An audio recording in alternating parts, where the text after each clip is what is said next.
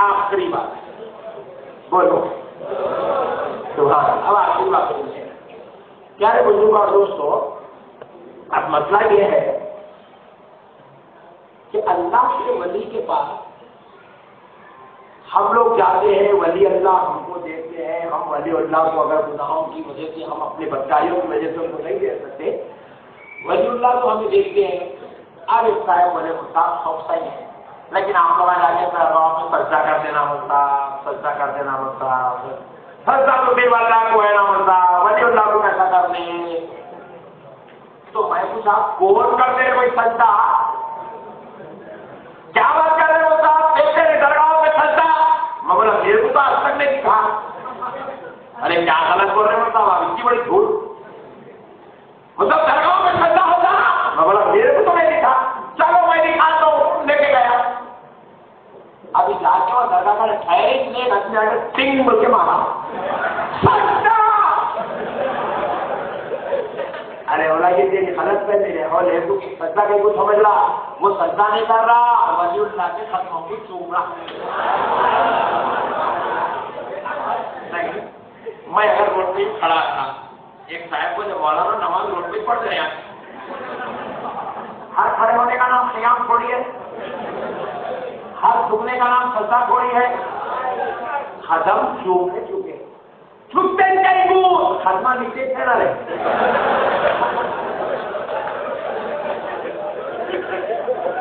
ایک مولانا غصے میں کیا کرے، جمعے کے دن ملا جھکنا شرک ہے. جھکنا شرک ہے، جھکنا شرک ہے. درگاہوں پہ نہیں جھکنا، خبروں پہ نہیں جھکنا، مرشدوں کا نہیں جھکنا، ولیوں کا نہیں جھکنا، عالموں کا نہیں جھکنا شرک ہے. بول کے پورا کہاں جھکتے تھے 100 ایٹما بتا کے بند کر دیا. مگر ایک 1.5 سال تھا اس کے اندر. انہوں نے کہا غلط جھکنا شرک ہے، بولے تو ہر جگہ جھکنا شرک ہے. سمجھا مولانا کی بات پوری نہیں سمجھا. گھر کو پہنچا بیگم جھک کے گھر میں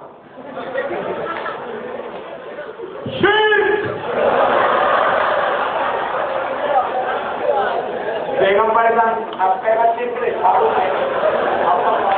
بولتا تھا، چادروں میں بولتا، ٹھنڈوں میں بولا، اب پہلا شیر چھاڑو میں.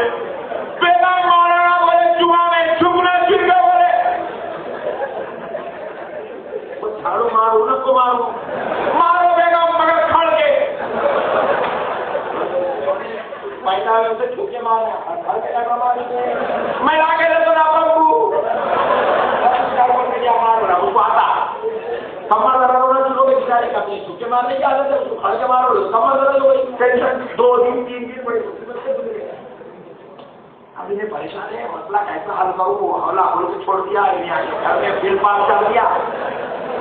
اور روڈ پاس ہم کو کرنا، ہم لوگ بول دیتے اور سن لیتے. ٹینشن کروں کیا کروں کیا کروں کیا. 3 دن رات دن سوچتے سوچتے نکل گئے.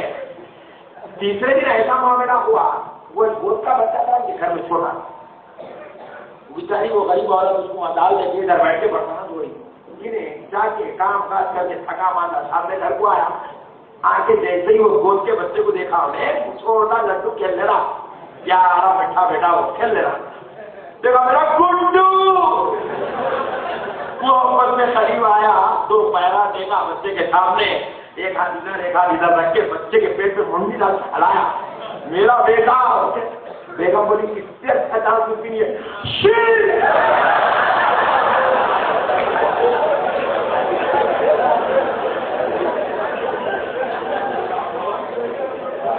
حیوان کھا چھوڑا، یہ کیا دے گا؟ دیکھو تم ہمارے مولانا بولے چکنا چیز ہے، پرسوں تو میں رکو میں تھی، تم تو سجدے میں آ گئے. ارے بیٹا میں میرے بیٹے سے محبت کر رہا ہوں. ہاں درگاہ والے بھی یہی کرتے. تم بیٹے کو محبت میں چھوم رہا، وہ غوث اعظم کے دیوانے غوث کے قدموں کو چومتے ہیں،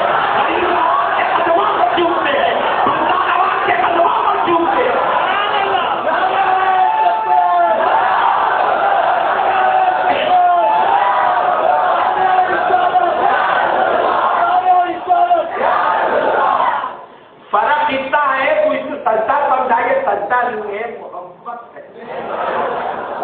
بولو ذرا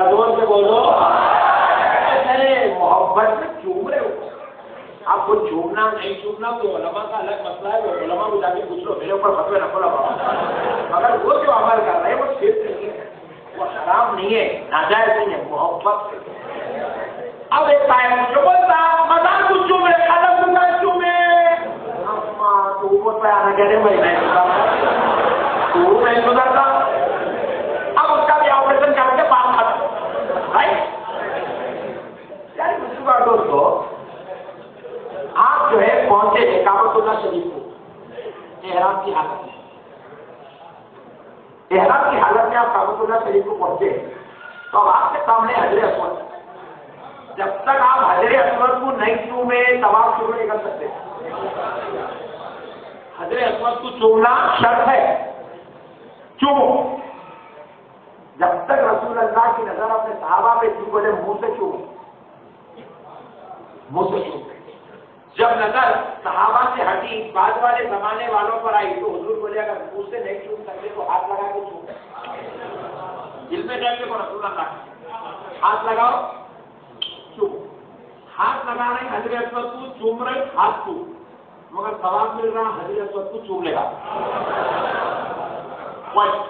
پھر حضور کی نظر اپنی امت کے اور آگے کے حصے پہ پڑی تو حضور ارشاد فرمائے اگر تم ہاتھ نہیں لگا سکتے تو چھڑی لگاؤ، حضر اسود کو چھڑی لگاؤ، چھڑی کو چومو، حضر اسود کو چومنے کا ثواب دے دیا جائے گا۔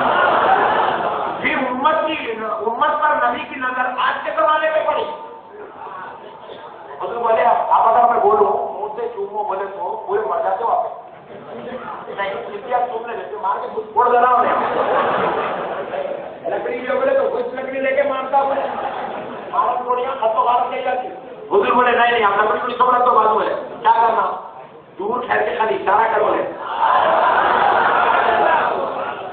ہاتھ اٹھا کے اشارہ کر کہ تم حجر اسود کو چھوڑے ہو، چوم لو، حجر اسود کو چومنے کا سوال یہاں پہ کتنے لوگ بیٹھے ہوئے کم سے کم میں سمجھتا ہوں حج کو گئے تھے 100 لوگ ہوں گے، مگر 100 کو آپ پوچھو ایک بھی نہیں چوما حجر اسود کو، اتنا بھیڑ ہے وہاں قریب جا ہی نہیں سکتے وہاں پہ، میں 2-3 مرتبہ کوشش کر لیا دم دم ہو کے باہر نکل گیا، بولے نہیں بھائی آپ کے بس کی بات نہیں ہے، حضور کی نظر آپ کے اوپر ہی تھی وہ، اس لیے بولے دور ٹھہر کے چومو کہیں جائے خریف ماں، وہ چوڑا نہیں آنے دیتے، انہیں کھا کھا کے مست ہو گیا، تم لوگ اڈلی ڈوسے کھانے والے وہاں کا جب نکل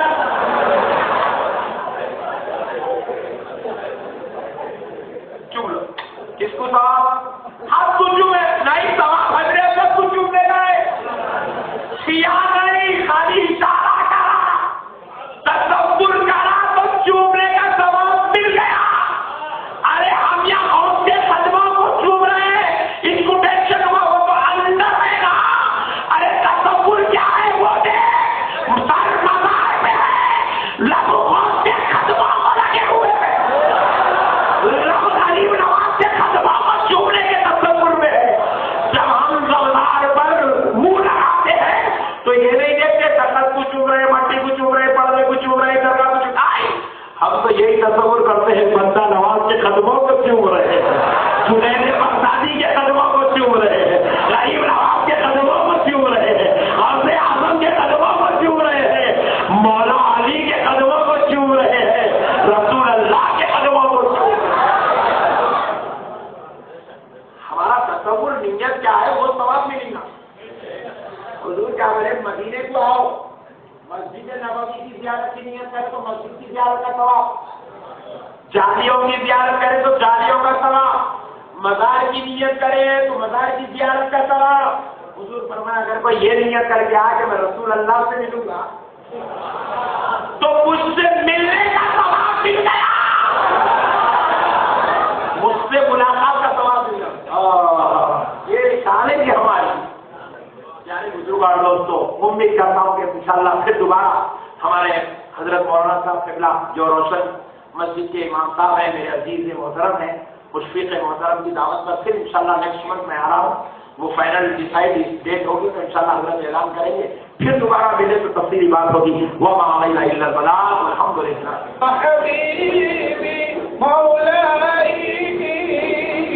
لك روحي فداء سلام عليك يا شفیع اللہ